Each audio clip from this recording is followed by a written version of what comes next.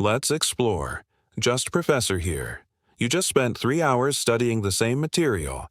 You read it 5 times. You highlighted everything. You made flashcards. You feel prepared. But when the test comes, you blank. All that extra studying didn't help. It actually made things worse. Here's something nobody tells you about learning. There's a point where studying more stops helping and starts hurting.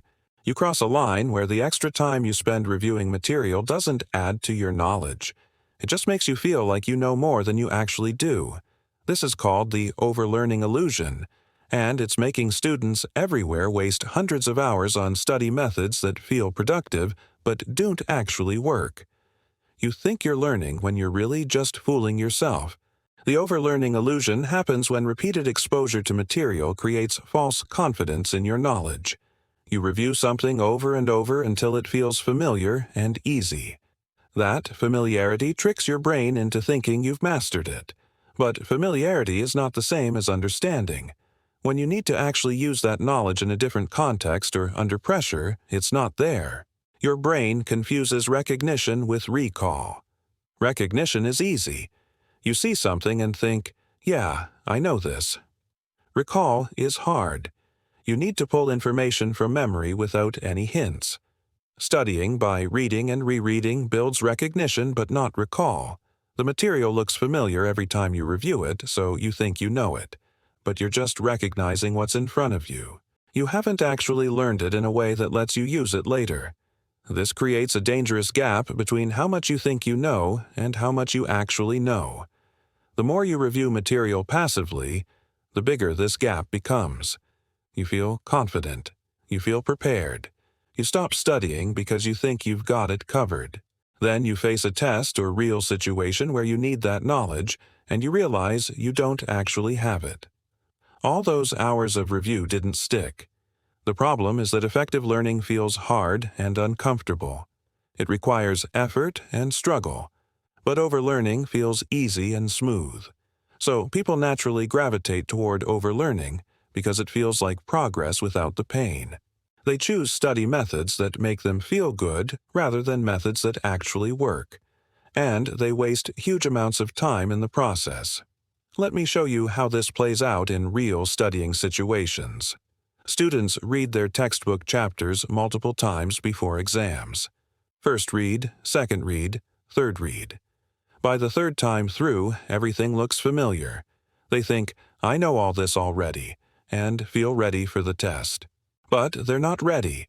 They've built familiarity with the text, not understanding of the concepts. When test questions ask them to apply concepts or explain in their own words, they struggle because they never actually processed the information deeply. The rereading felt productive. It felt like studying.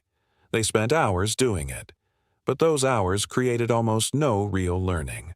They would have been better off reading once and then testing themselves, but testing feels harder and less pleasant than rereading, so they avoided it. Highlighting is another overlearning trap. Students highlight everything important in their notes or textbooks. Then they reread the highlighted parts. The act of highlighting feels active. The colored text looks organized and clear. But highlighting doesn't require deep thinking. You're just identifying information, not processing it. And rereading highlighted text is the same as rereading any text. It builds familiarity, not knowledge. Research shows that students who highlight heavily and reread often perform worse on tests than students who use more active study methods. But they feel more confident before the test because all that highlighting and rereading created a strong sense of familiarity with the material. Flashcards get misused because of overlearning illusion. People make flashcards and then review them over and over in the same order. The cards become familiar. They start recognizing cards by their position in the deck or by visual cues before they even read the question. They can flip through the deck quickly and feel like they're crushing it. But they're not actually recalling the information from memory. They're recognizing familiar cards. When they need that information in class or on a test where there are no flashcards to recognize, they can't access it. The recognition they built through repetitive reviewing didn't translate to actual recall ability. Lecture attendance creates overlearning illusion too.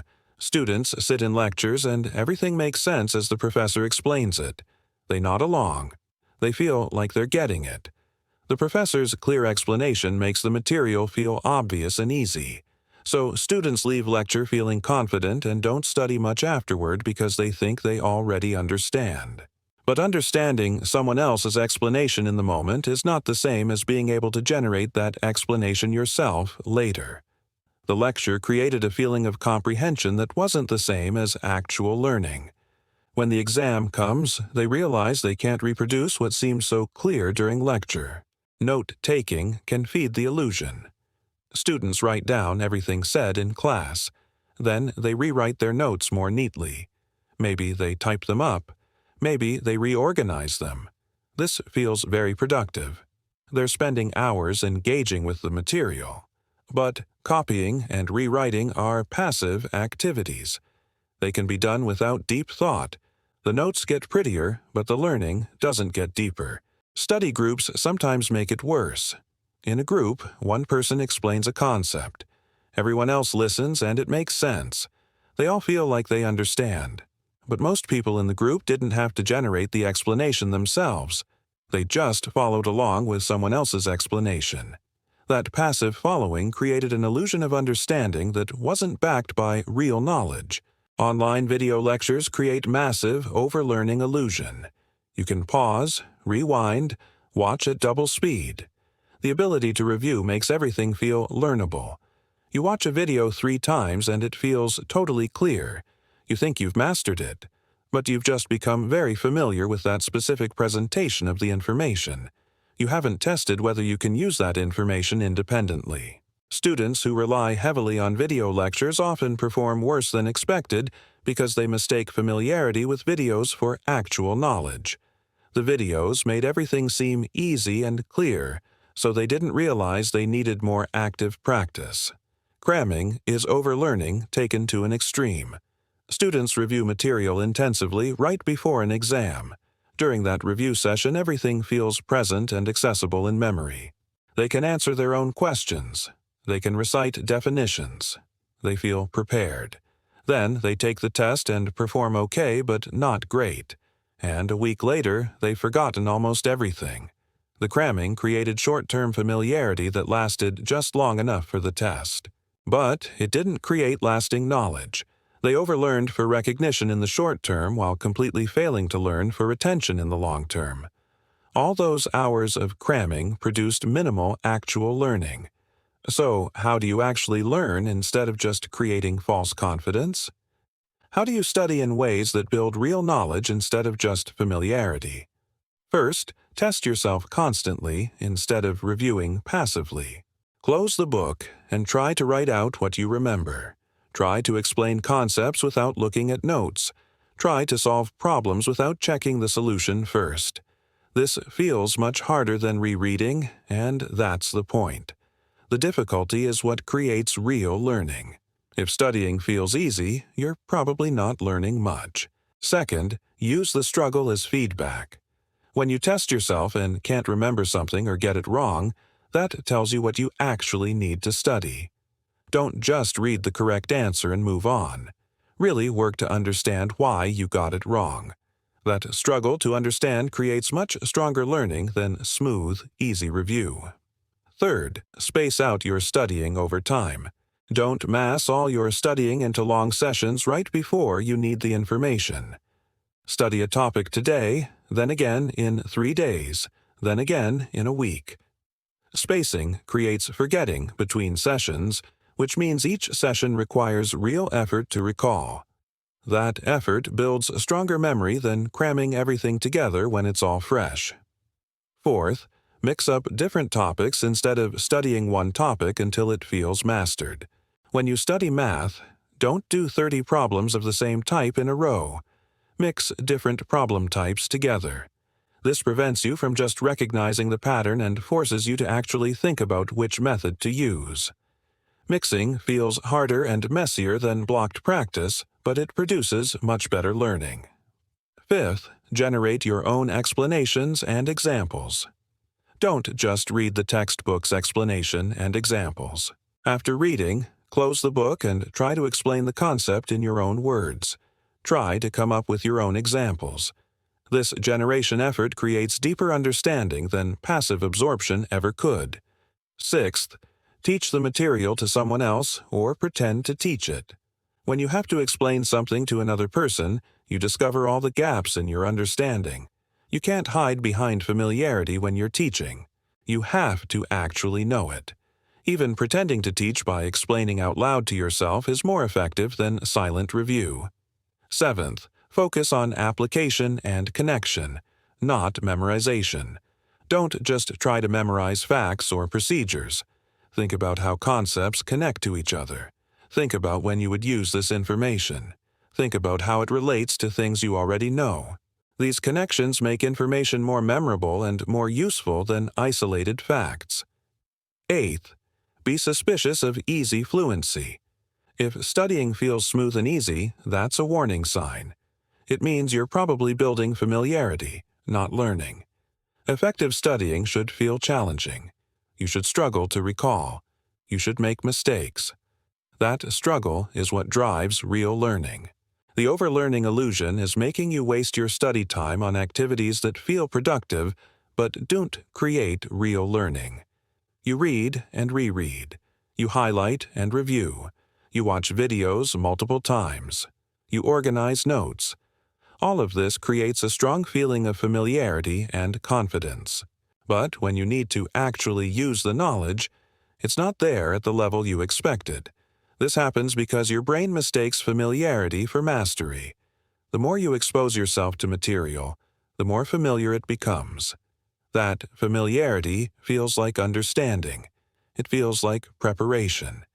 But it's not the same as the kind of deep, flexible knowledge that lets you recall and apply information in new situations. The cruel part is that effective learning methods feel worse than overlearning. Testing yourself feels hard and exposes what you don't know. Spacing out study sessions means you have to work through forgetting. Mixing topics feels confusing. Generating your own explanations requires real mental effort. None of this feels as smooth and pleasant as rereading highlighted notes. So students naturally choose overlearning methods. They feel busy and productive. They feel prepared. They check off study time on their schedule. But they're not actually learning efficiently. They're spending twice as much time studying and getting half the results compared to students who use harder but more effective methods. Understanding the overlearning illusion doesn't make studying magically easy.